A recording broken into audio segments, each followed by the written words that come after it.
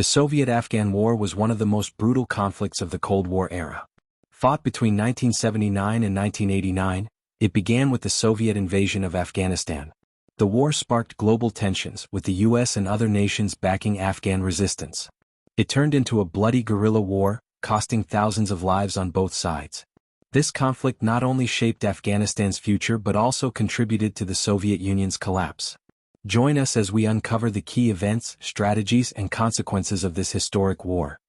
In the shadow of the Cold War, Afghanistan became a chessboard for global powers. On December 24, 1979, Soviet tanks rolled across the border, marking the start of a decade-long occupation. Their mission: to support a fragile communist government threatened by internal rebellion. But what awaited them was a war they were unprepared to fight, and unable to win. The rugged mountains and unforgiving deserts became the battlegrounds of guerrilla warfare. The Mujahideen, fueled by religious fervor and nationalist resolve, rose up in fierce resistance. Armed with foreign aid and US-supplied Stinger missiles, they struck from the shadows.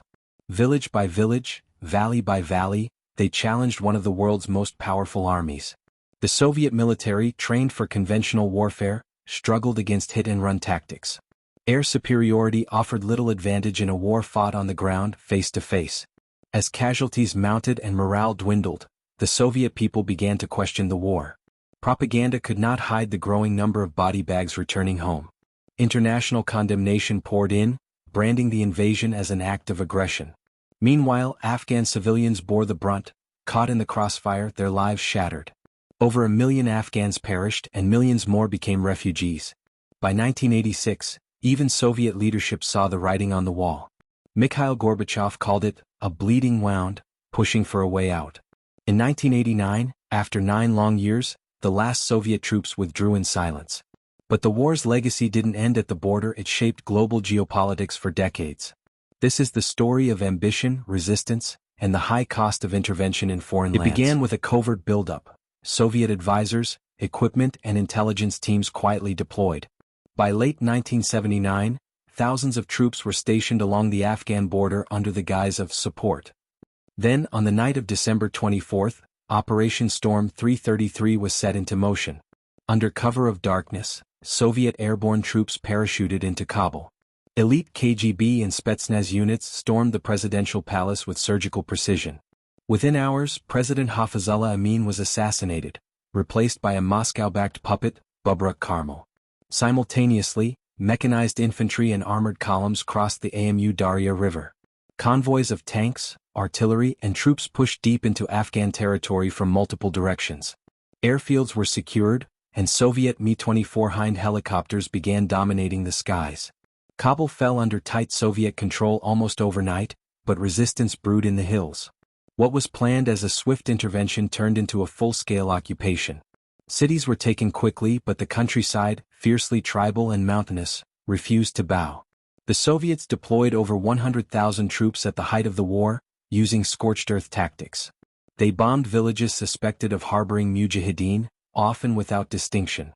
Search-and-destroy missions became routine, targeting resistance fighters and civilians alike. But for every valley secured, another rose in rebellion. The Mujahideen struck with ambushes, mines, and surprise raids from mountain caves. Soviet tanks struggled in narrow passes, and supply lines were constantly under threat. What began as a swift regime change spiraled into an endless war of attrition. And the Red Army soon realized, they had invaded a land that would not be conquered. With Kabul firmly in Soviet hands, a new regime was swiftly installed, loyal but unpopular. Babrak Karmal, the Kremlin's chosen leader, addressed the nation through Soviet radio channels. But the Afghan people saw him not as a savior, but as a symbol of foreign control. Across the countryside, resentment simmered and soon boiled into open rebellion. Mujahideen factions, divided by tribe and ideology, found unity in resistance. Soviet troops fortified key cities, but beyond urban centers, control was tenuous at best. In remote provinces, Afghan fighters used the terrain to their advantage, striking and vanishing like ghosts. Convoys were ambushed, bases surrounded, and Soviet morale began to crack. Every village bombed became a recruiting ground for the resistance. The Soviets responded with airstrikes, chemical weapons, and collective punishment. Helicopters patrolled skies above while landmines littered paths below. Entire communities were displaced, turning civilians into refugees and warriors alike. Yet, for all their might, the Soviets couldn't win Afghan hearts or silence their will. The war transformed from a military campaign into a battle for survival and identity. Afghanistan had become a quagmire, not just of terrain but of purpose. International condemnation mounted as reports of atrocities reached the global stage. Meanwhile, foreign fighters and supplies poured in through Pakistan's porous borders. The CIA, along with allies, covertly armed the Mujahideen with modern weapons. Soviet commanders, once confident of quick victory, now faced an unwinnable war. And the mountains of Afghanistan, once silent, echoed endlessly with the sounds of defiance. In the streets of Kabul, fear and uncertainty replaced the rhythms of daily life. Soviet tanks rolled past markets, their presence constant, cold, metallic and watching. Posters of Marx and Lenin appeared on walls once adorned with Islamic calligraphy. The city felt occupied, not liberated, a capital cloaked in silence and suspicion. Residents whispered in alleys, careful not to speak too loud or trust too easily. The Afghan army, once fractured, was restructured under Soviet command. New uniforms, new ranks, but loyalty remained divided and fragile. Some soldiers fought alongside the Soviets out of duty or survival. Others silently sympathized with the Mujahideen, waiting for the right moment to turn. Desertions became frequent and trust within the ranks wore thin. Kabul's youth were targeted for conscription, often taken from schools or homes. Those who resisted were labeled traitors. Some disappeared without a trace. State media pushed Soviet propaganda, but few truly believed its promises. Meanwhile, religious leaders were arrested, mosques monitored and culture suppressed. Yet underground Afghan identity endured, in poetry, prayer and quiet defiance. The city's women, once active in education and work, now lived between extremes. Some supported the progressive changes, while others resisted imposed ideologies. Families were torn, fathers in the army, sons in the resistance, neighbors on opposite sides. The Soviet presence deepened Kabul's divide between urban and rural, loyalist and rebel. And while the capital stood under Soviet control, its soul belonged to a wounded, restless people. Life in Afghanistan under Soviet rule was marked by tension, trauma, and transformation. The hum of helicopters overhead became a part of daily soundscapes in towns and cities. Checkpoints dotted the roads where Soviet and Afghan soldiers scrutinized every passerby. People carried their documents like shields. One wrong word could mean imprisonment or worse. The once vibrant bazaars were quieter, laced with caution instead of conversation. Curfews kept families indoors and nightfall brought more fear than rest. In Kabul, electricity flickered on and off, as infrastructure crumbled under the weight of war. Food prices soared and ration lines stretched long under the watch of armed guards. Schoolbooks were replaced with Soviet-approved texts. Ideology seeped into classrooms. Traditional Islamic teachings were discouraged, sometimes punished. Religious leaders were watched, imprisoned, or executed for suspected disloyalty. Many fled to the countryside, where mosques became centers of resistance. Entire families disappeared overnight, accused of aiding the Mujahideen or counter-revolution. Homes were raided, especially in areas known for dissent. In rural regions, Soviet bombing campaigns left villages flattened and farms destroyed. Famine gripped parts of the country as fields were abandoned or burned. Afghan farmers buried their plows and picked up rifles. Survival demanded it. Mothers clutched children close, praying to live through one more night of shelling. Stories of massacres and chemical attacks spread by word of mouth, feeding fear. Refugee caravans moved toward Pakistan on foot, through treacherous mountain paths. Yet amid the rubble, resilience took root. Afghans continued to celebrate weddings, share meals, and recite poetry in secret. Underground schools taught the old ways, preserving identity against forced change. Carpets were still woven, music still played, quietly, carefully, defiantly. Families whispered prayers before bed, not knowing what the next sunrise would bring. The Soviets brought technology, roads, and tanks, but not peace. They tried to rewrite Afghanistan but could not erase its spirit.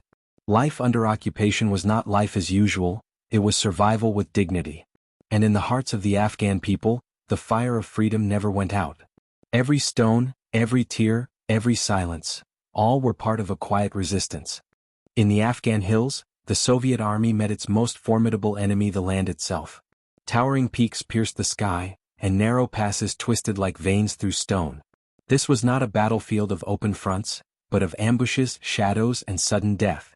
Every rock could hide a rifle, every trail a trap. The Mujahideen knew the hills. The Soviets were strangers in a hostile maze. Columns of Soviet tanks crawled through mountain passes, slow and exposed.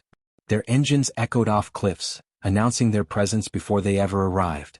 Mines hidden beneath gravel turned roads into death traps. Helicopters hovered over ridges, scanning for fighters but often found nothing. And then a flash, a rocket, a burning wreck falling from the sky. The Mujahideen struck like ghosts, hit, vanish, hit again. The Soviets retaliated with airstrikes, flattening entire valleys in search of shadows. But the mountains swallowed their bombs and spat out new resistance. Soldiers lived in constant fear, never knowing which footstep might be their last. Rations ran low, boots wore out, and winter crept in like a silent killer. Frostbite claimed fingers, avalanches buried units whole. At night, wolves howled, some real, some imagined in a sleep-deprived mind. Letters from home spoke of a war no one understood or wanted to. Some soldiers questioned their mission, others drowned doubt in vodka and silence. Comrades were lost in ambushes, sniped from ridges, or never found at all. The Soviets built outposts on hillsides, only to abandon them months later. They dug trenches in frozen soil, watched by unseen eyes from the rocks above. Propaganda told them they were liberators. The hills said otherwise. The enemy was not just armed men, it was the terrain, the isolation, the hopelessness. They began to call it the war without front lines, a war without victory. Medals were awarded, but meant little beside the cost paid in blood and sanity. In the hills, the Soviet soldier was powerful in numbers, yet powerless in spirit. And as the years dragged on, even the strongest realized. These mountains do not forgive, do not forget, and do not surrender. They bury empires beneath their silence, one soldier at a time. The retreat began not with trumpets but with tired eyes and silent boots. After nearly a decade, the Red Army no longer marched in confidence, but limped in defeat. In 1986, under Mikhail Gorbachev, the Soviet Union admitted the war was a bleeding wound. It was no longer a matter of victory, but how to escape with dignity intact. The Mujahideen had not only survived, they had bled a superpower dry. The Geneva Accords of 1988 formalized the Soviet withdrawal. But on the ground, nothing was formal. Every step back was under fire. Supply lines had crumbled, morale had shattered, and hope had eroded. Convoys moved in tight formation, haunted by the ghosts of fallen comrades. Mujahideen fighters, emboldened, ambushed retreating units with deadly precision. Soviet soldiers destroyed what they couldn't carry: weapons, equipment, outposts. Helicopters airlifted the wounded from exposed bases under constant threat. Snipers waited along mountain trails, knowing retreat was the perfect trap. Every exit road was a potential kill zone. Commanders ordered scorched earth tactics, torching villages suspected of aiding rebels. But even fire couldn't erase their failure. By now, many Soviet troops didn't believe in the mission or even know what it was. They were boys when they arrived. They left as shadows of themselves. Deserters multiplied. Some even surrendered to the Mujahideen to survive. Civilians stared coldly at the convoys, offering no cheers, no farewells. In Kabul, the Soviet-backed government stood like a hollow shell, awaiting collapse. Trains and trucks carried the weary soldiers northward, battered, broken, and bitter. Propaganda called it an honorable exit. The silence of the troops told a different story. February 15, 1989, the last Soviet tank crossed the Friendship Bridge into Uzbekistan. General Boris Gromov, the final commander, walked across alone, a quiet symbol of defeat. Behind them, Afghanistan was in ruins, homes shattered, fields scorched, futures stolen. 15,000 Soviet troops dead. Tens of thousands wounded. Millions of Afghans displaced, killed, or scarred for life. A decade of war had gained the Soviets nothing except the seeds of collapse. Back home, veterans were ignored, traumatized, forgotten by the very state they served. The Soviet retreat was more than military, it was moral, emotional, ideological. Afghanistan had humbled an empire, just as it had done to the British before. The war exposed the limits of Soviet power and accelerated its fall from within. It wasn't just a retreat from Afghanistan, it was a retreat from illusion. And the dust of their departure would swirl for decades, reshaping global history that had failed. The Soviet government provided medals but little support for the shattered men who bore them. Back in Moscow, the war was quickly swept under the rug, an uncomfortable secret. Political leaders debated the cost of intervention as the Soviet economy faltered. The Afghan War became a symbol of Soviet overreach, a cautionary tale of empire lost. Gorbachev's reforms, aimed at saving the Soviet Union, were hastened by the war's failure. The retreat left Afghanistan a land torn apart, politically unstable and deeply divided. The Soviet-backed government crumbled without Moscow's support, plunging the country into civil war. Warlords and factions battled for power, each fueled by weapons left behind in the chaos. The Mujahideen, once freedom fighters, fractured into competing militias. But the war's legacy stretched beyond borders. It reshaped global geopolitics, fueling extremist movements and Cold War tensions. The United States and Pakistan's support of the Mujahideen planted seeds for future conflicts. The lessons of Afghanistan echoed in the halls of power across the world. For the Soviet Union, the war was a turning point, a slow unraveling of a superpower. The invasion and retreat highlighted the limits of military might in unfamiliar lands. It exposed cracks in Soviet ideology and deepened dissatisfaction among its people. By 1991, the Soviet Union dissolved, a shadow of the empire that marched into Afghanistan. Afghanistan, meanwhile, remained a land of struggle, caught between tradition and turmoil. The Soviet war had changed its landscape physically, politically, and emotionally. Yet, despite the devastation, Afghan resilience endured, a testament to a people's spirit. They rebuilt, resisted, and hoped for peace amid the ruins of a brutal decade. The Soviet-Afghan War stands as a stark reminder of the costs of foreign occupation. It warns of the dangers of underestimating local resistance and the power of ideology. It is a chapter of history written in blood, courage, and lost dreams. And though the Soviets left, the echoes of their invasion still reverberate today. In the end, the war was more than a military conflict. It was a human tragedy. One that reshaped nations, broke empires, and left lessons the world must never forget. For in the mountains of Afghanistan, history was made not by invaders, but by those who refused to be conquered.